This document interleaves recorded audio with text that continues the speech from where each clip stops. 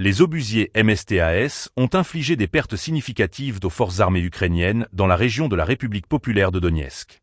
Cette opération, menée par les équipages d'artillerie du groupe de forces Vostok, a ciblé avec précision les effectifs et les positions soutenant les troupes ukrainiennes dans le sud de Donetsk.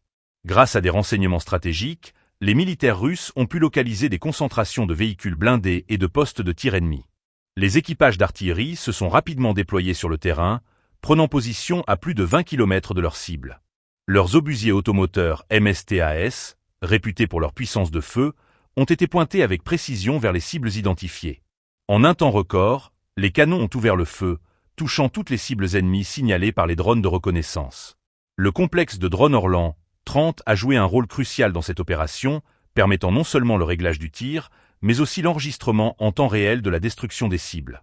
Cette démonstration de puissance d'artillerie souligne l'efficacité des opérations militaires russes, où le renseignement et la technologie se combinent pour optimiser les frappes.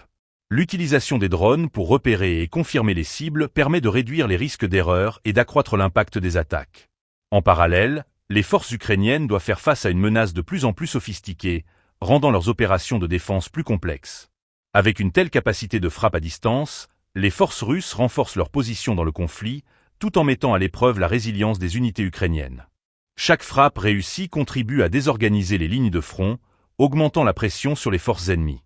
Ce type d'opération démontre également l'importance stratégique d'une artillerie bien coordonnée dans le cadre d'une guerre moderne, où la rapidité et la précision sont des atouts décisifs.